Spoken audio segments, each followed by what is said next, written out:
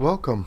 My name is John Brooker, and we'll be doing a reading today called New Deal or Raw Deal: How FDR's Economic Legacy Has Damaged America.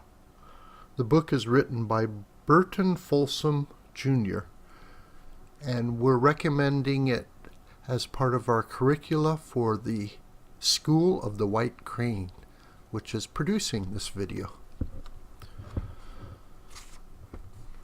The New Deal and Repercussions for Today's Economy.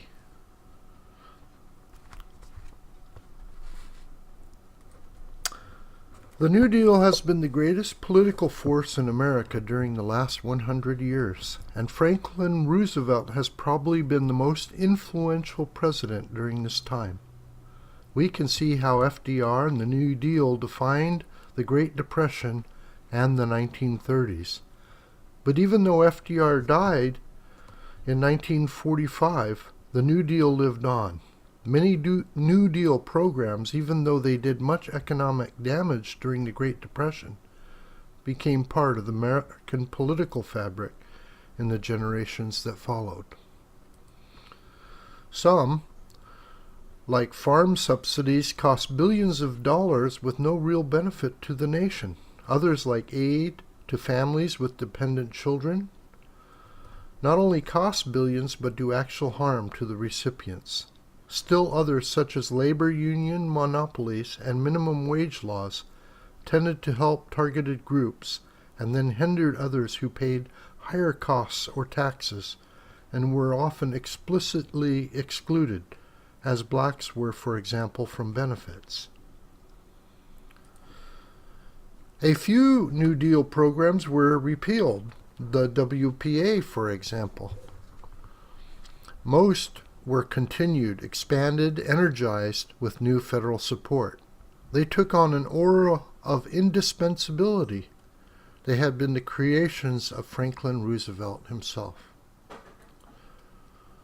The myth that these programs were once valuable, that they helped end the Great Depression, and that they restored prosperity to the United States, has been enough to keep them going. This chart, for example, shows how bad unemployment was during the Great Depression. In the 1960s, President Lyndon Johnson built on the New Deal to create the Great Society, which began food stamps and other programs designed to wage a war on poverty. Of course, once a federal program is in place, even a bad one, bureaucrats within the program flock to defend it. Those receiving benefits from the program strive to retain it. Thus, the legacy of the New Deal was an expanded federal government. The minimum wage. The minimum wage laws we have seen contributed to unemployment during the Great Depression. The minimum wage has risen steadily since 1938, and its rise has continued to promote unemployment. The effect has been especially pernicious on black teenagers and others with low skills trying to enter the labor force. In 1950, for example, Congress almost doubled the minimum wage from 40 to 75 cents per hour. Unemployment for non-white teenagers also doubled from 7 to 14%. 6 years later, when minimum wage was next raised, unemployment for non-white teenagers spiked again to over 24%. That high rate has never sustained a decline, and today's black teenage unemployment is almost 30%. As economist Dr. Thomas Sowell noted, employers are willing to take a chance on hiring and training unskilled youths if doing so is not costly. If hiring them is costly, employers will either mechanize their operations or hire fewer and more skilled workers. Minimum wage laws prevent many unskilled workers from getting a start in the workforce. A poll of more than 300 economists at the American Economic Association in 2000 revealed that almost 75% of them fully or at least partly agree that a minimum wage increases unemployment among young and unskilled workers.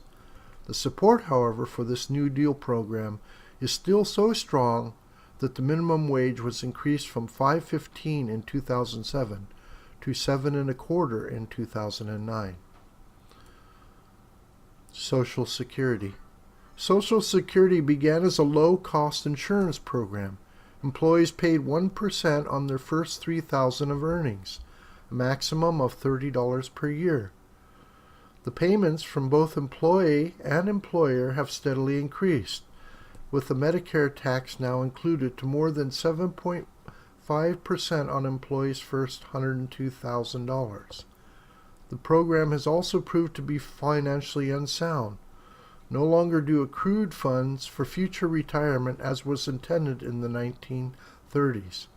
Furthermore, the return on Social Security is small relative to that of other retirement plans.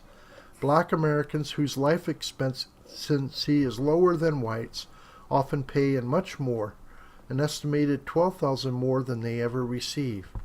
Chile, which has privatized its Social Security system, has a much higher rate of return than its counterpart in the United States. In 1981, Galveston and 2 other Texas counties opted out of Social Security and entered into another retirement plan. Benefits for those Texas counties have clearly exceeded those under the regular Social Security system. President Bush in 2005, perhaps noting the result of the Galveston experiment, recommended that the United States partly privatize Social Security. Bush pointed out that more money is paid out than is collected. The system at this rate will be bankrupt at some point in the 2020s. Labor unions. The labor union monopoly created by the Wagner Act during the New Deal endured thereafter. Ever since the Wagner Act, labor unions have been exempt from taxation or antitrust laws. Unions once voted in for a corporation can mandate memberships and dues payments from all members, even those who voted against the unions. Labor unions have often driven the wages for their members higher than the value produced. Thus, by the 1970s, the U.S. steel and auto industries, for example, became increasingly uncompetitive in selling their products in foreign markets. The UAW, for example, has lost about 1 million members in the last 20 years as car makers in Japan with a lower minimum wage have been steadily making better cars for lower costs. Foreign competition, then, has sharply driven down membership in private sector unions. Public sector unions, because they can enforce and protect monopoly profits, have actually grown since the New Deal years. Members of the NEA, National Education Association, for example, have done better protecting their monopoly in education because they have limited their competition. Private schools must raise their own money while public schools receive lavish local, state, and federal payments. The quality of public education, however, has steadily declined since the 1960s, and private schools and homeschooling have greatly expanded despite the obstacles for parents in pursuing those options.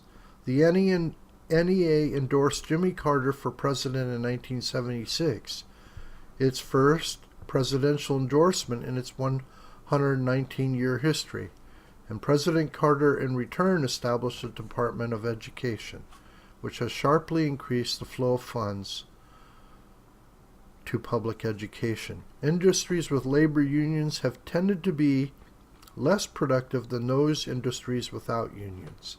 The 22 states with right-to-work laws have, on the whole, much more economic growth as a group than those 28 states with closed shops. Farm subsidies. The legacy of the AAA has persisted from the 1930s to today. Farm subsidies have proliferated, and some people buy farmland to make money on it by receiving federal payments for taking part of it out of use. Even though almost no one can defend farm subsidies in the abstract, many farmers continue to be paid not to produce.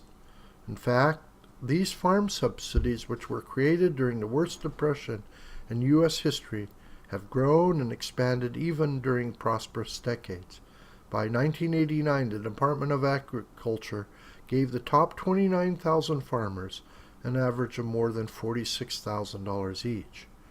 Farmers have also secured subsidies for producing extra amounts of some crops.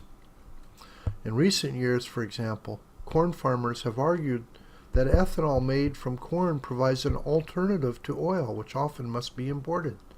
Thus, the federal government has begun providing subsidies to grow corn, which earlier administrations paid farmers not to produce. Today, with the creation of the huge ethanol subsidies, corn farmers alone have received over $7 billion in farm subsidies, which comes to $1.45 added to each gallon of ethanol in subsidy alone.